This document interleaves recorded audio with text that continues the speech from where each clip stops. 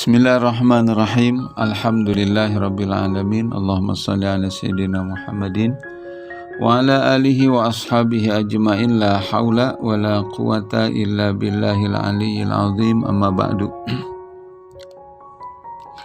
Saat ini Al-Fakir ingin menyampaikan satu pembahasan yang Al-Fakir ambil dari kitab Nizamul Islam karangan Syekh Taqiyuddin An-Nabhani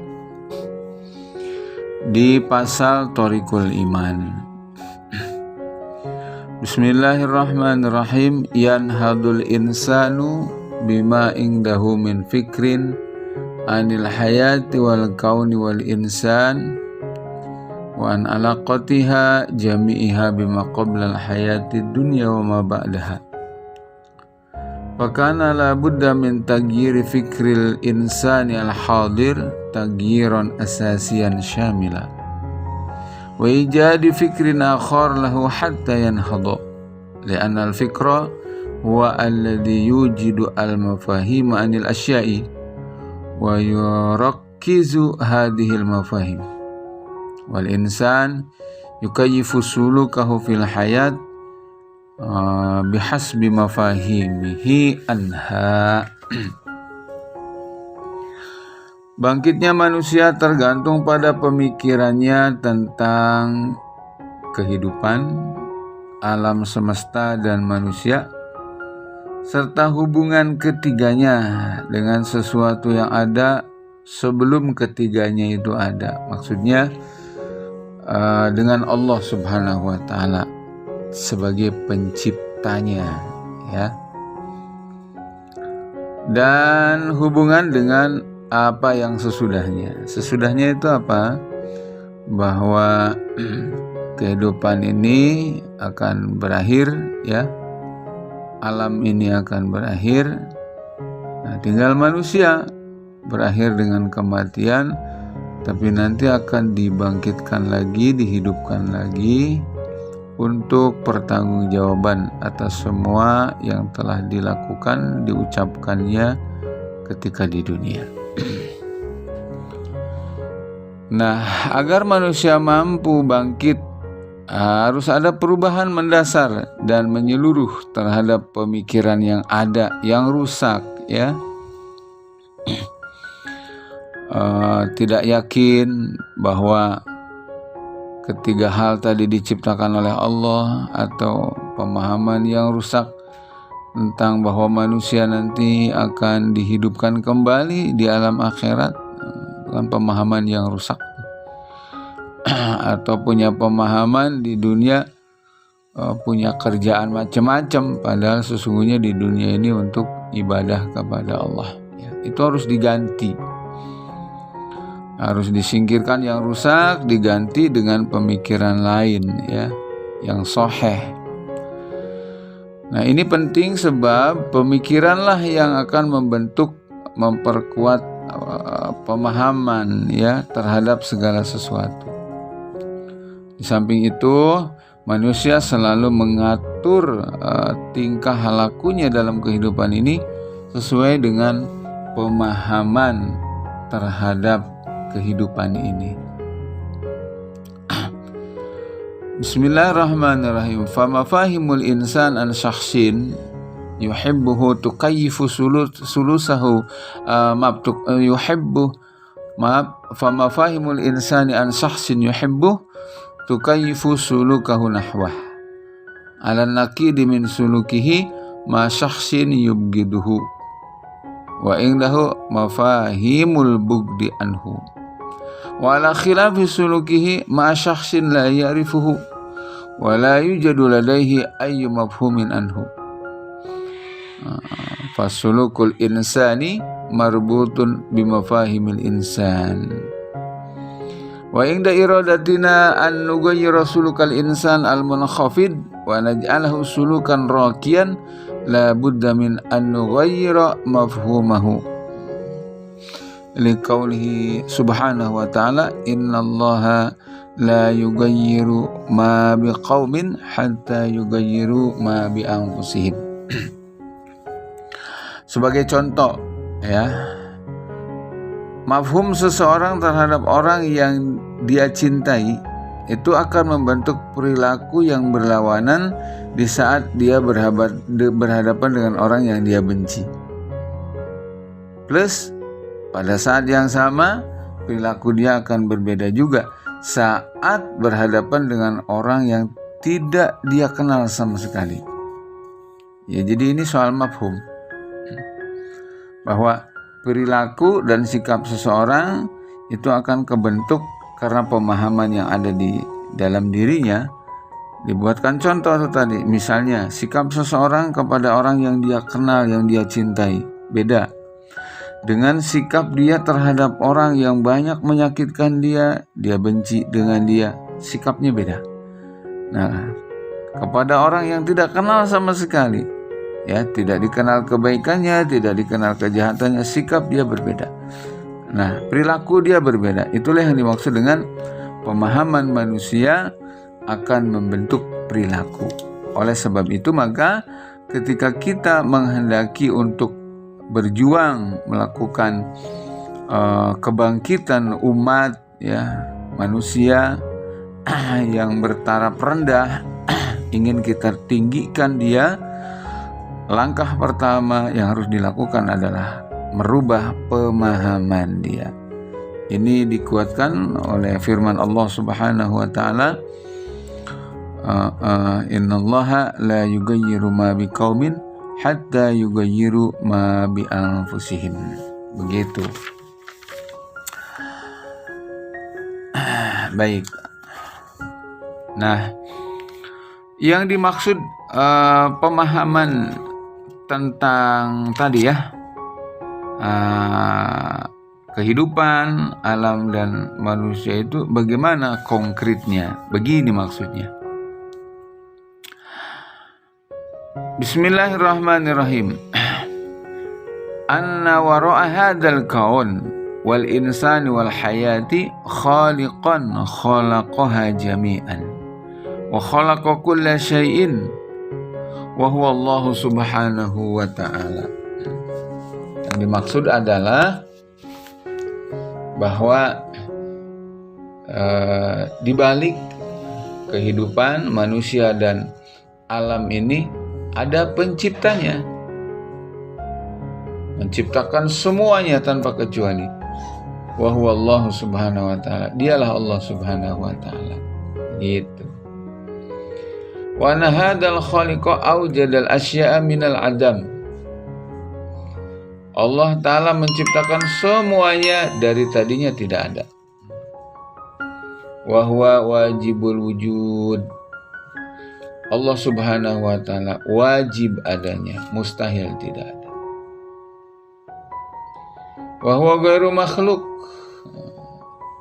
Dia bukan makhluk, tidak diciptakan, ya. Tidak diciptakan oleh yang lain. Sebagaimana juga dia tidak menciptakan dirinya sendiri, gitu. Sekali lagi, dia wajib adanya. Kenapa? Li'annal asya'a jami'aha tastanidu fi wujudiha ilaih wa la yastanidu huwa ila syai'in. Segala sesuatu bergantung dan bersandar kepada Allah Subhanahu wa ta'ala. Sedangkan Allah Ta'ala tidak bersandar dan tidak butuh kepada apapun juga. Bismillahirrahmanirrahim. Amma annahu la budda lil asya' min khaliqin yakhluquha wa dzalika annal asya' allati yudrikuha al-aqlu hiya al-insan wal hayat wal kaun wa hadhihi al-asya'u mahdudatun fa hiya ajizatun wa naqisatun wa muhtajatun ila ghairiha. Wal insan mahdud li'annahu yanmu fi kulli syai'in ila haddin la yatajawajuhu fa huwa mahdud. Wal hayatu mahdudah wal kaunu mahdud. Wa 'ala dzalik fal insan wal hayat wal kaun mahdudatun qat'an. Bahwa segala sesuatu itu pasti, ya, butuh adanya pencipta, alasannya adalah karena segala sesuatu yang bisa diindra oleh akal, ini meliputi 3 hal ya, manusia, kehidupan, dan alam. Ini sekali lagi yang bisa dijangkau oleh akal itu adalah manusia, kehidupan, dan alam semesta. Bisa diindra gitu, bisa dilihat, bisa didengar, bisa dirasa, bisa diraba, dan lain-lain. Proses menuju keimanan yang kuat, bukan iman yang taklid, memang harus memaksimalkan fungsi akal ya. Jadi akal akan menemukan ketiga hal ini sebagai sesuatu yang ajizatun, dia lemah, naqisatun, dia kurang ya, wa muhtajatun ila ghairiha, dan bergantung kepada yang lain. Manusia, alam, dan kehidupan itu sifatnya gitu, lemah, kurang, dan bergantung kepada yang lain. Manusia terbatas ya, dia berkembang bermula dari A sampai kemudian di batas yang tidak bisa melampauinya lagi. Lahir, kemudian balita ya, anak-anak, remaja, dewasa, tua, mati. Begitu mahdud. Wal hayatu mahdudah, kehidupan juga terbatas dan akan berakhir. Wal kaunu mahdud, alam semesta juga sama begitu. Nah, segala sesuatu yang terbatas, lemah, kurang, dan bergantung kepada yang lain itu mutlak, tidak bisa mandiri ya, wajib ada yang menciptakan. Begitu ya. Bismillahirrahmanirrahim. Wa hina nanduru ilal mahdud najiduhu laisa azaliyah. Fala budda min an yakuna al mahdud makhluqan li ghairihi. Wa hadzal ghairu huwa khaliqul insan wal hayati wal kauni. Wa huwa imma an yakuna makhluqan li ghairihi aw khaliqan li nafsi aw azaliyan wajibal wujud. Amma annahu makhluq li ghairihi fa batil li'annahu yakunu mahdudan. Wa amma annahu khaliqun li nafsi fa batilun aydan li'annahu yakunu makhluqan li nafsi wa khaliqan li nafsihi fi anin wahid. Wa hadha batilun aydan. Wa la budda an yakuna al-khaliq azaliyan wajibal wujudi wa huwa Allah subhanahu wa ta'ala. Mari kita fungsikan akal kita. Ketika kita meneliti ya hal-hal yang terbatas yang tadi disebutkan tadi ya, yang kejangkau oleh akal, yakni manusia, alam, dan kehidupan, itu terbatas. Oleh karena tidak terbatas, maka dia bukan ajali, ada permulaannya. Maka wajib posisinya dia diciptakan oleh yang lain. Ada khalik di balik itu semua ya. Yakni Allah subhanahu wa ta'ala. Allah subhanahu wa ta'ala ketika di otak-atik dengan akal nih ya, ada 3 kemungkinan.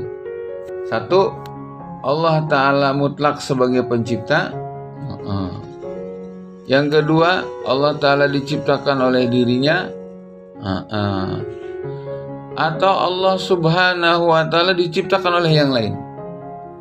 3 kemungkinan ini hanya 1 yang benar, yakni Allah subhanahu wa ta'ala menciptakan semuanya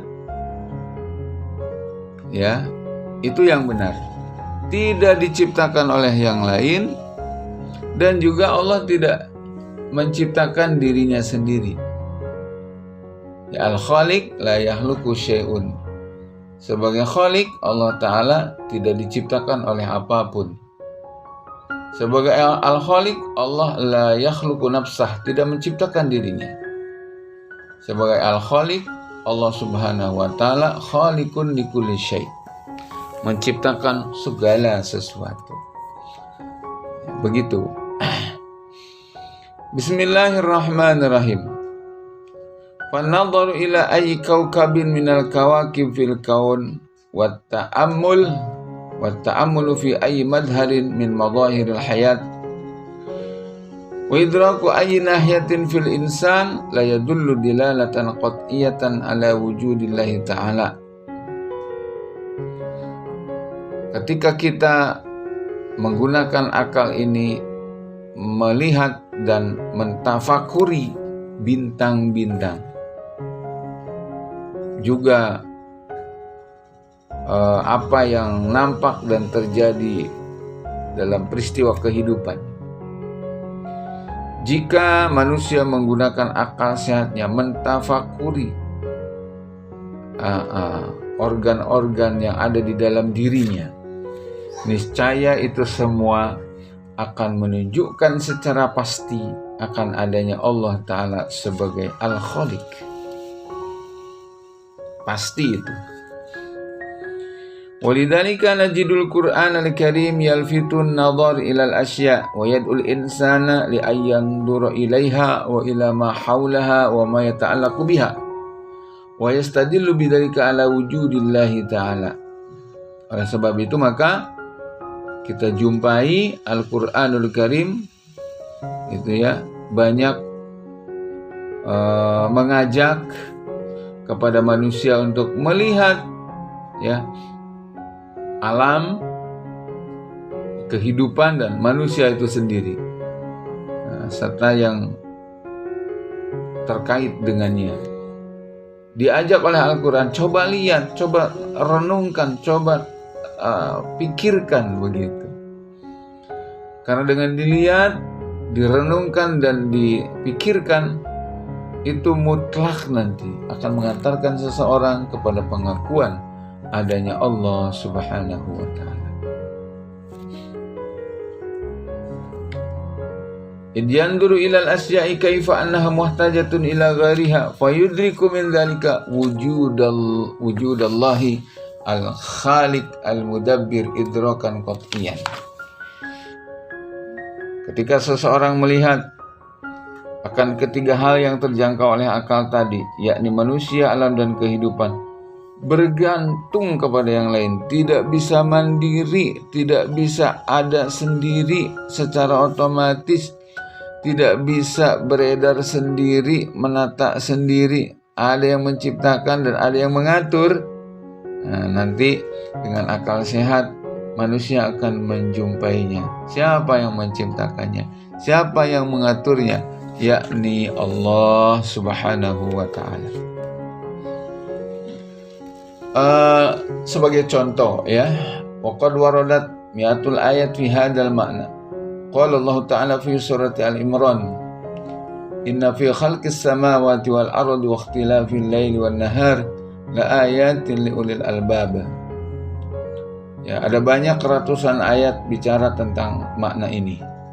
Di antaranya ya dalam surat Al-Imran Allah Ta'ala berfirman, sesungguhnya di dalam penciptaan langit-langit yang berlapis 7 itu, wal ardi dan bumi yang berlapis 7 itu, serta pergantian malam dan siang, sungguh terdapat tanda-tanda adanya pencipta. Bagi siapa? Liulil albab, bagi orang yang punya akal, yang akalnya digunakan untuk berfikir. Kemudian di surat Ar-Rum Allah Subhanahu wa ta'ala berfirman, A'udzubillahi minasyaitonir rajim. Wa min ayatihi khalqus samawati wal ardi wa ikhtilafu alsinatikum wa alwanikum. Dan di antara tanda-tanda Allah Ta'ala ya, di antara tanda-tanda adanya Allah sebagai pencipta, di antara tanda-tanda kehebatan Allah Subhanahu wa ta'ala sebagai pencipta adalah menciptakan langit lapis 7 dan bumi lapis 7. Siapa yang mampu ini kalau bukan Allah ya? Kemudian Allah menciptakan perbedaan bahasa ya, min itlaqil mahal wa iradatil hal. Bahasa sedemikian rupa. Siapa yang bikin? Bukan manusia itu, tapi Allah Subhanahu wa ta'ala. Walwanikum, menciptakan berbagai macam warna kulit. Masya Allah. Ada lagi di surat Al-Ghasyiyah, Allah Subhanahu wa ta'ala berfirman, A'udzu billahi minasyaitonir rajim. Afala yanzuruna ilal ibli kaifa khuliqat wa ilas samai kaifa rufi'at wa ilal jibali kaifa nusibat wa ilal ardi kaifa sutihat. Kata Allah, apakah mereka tidak memperhatikan bagaimana onta diciptakan? Ada banyak keunikan tentang onta diciptakan oleh Allah dan dijadikan tamsil di dalam Al-Quran untuk mengajak manusia berpikir. Ya, diantaranya apa? Sebagai hewan yang punya spesialisasi hidup di gurun pasir yang tidak ada air, tidak ada pohon, tidak ada tumbuh-tumbuhan seger, ya, yang ada adalah rumput-rumput kering berduri. Salah satunya adalah Allah Ta'ala menciptakan di punggungnya itu adalah cadangan ketersediaan air, itu di punggungnya itu. Dan belum lagi giginya, ternyata beda dengan binatang-binatang lain. Giginya itu kayak gergaji, dia bisa mengunyah gitu ya, bahkan seperti memblender ya rumput-rumput kering yang berduri. Beda giginya dengan binatang-binatang lain. Di antaranya begitu. Jadi manusia diajak berpikir tentang penciptaan onta.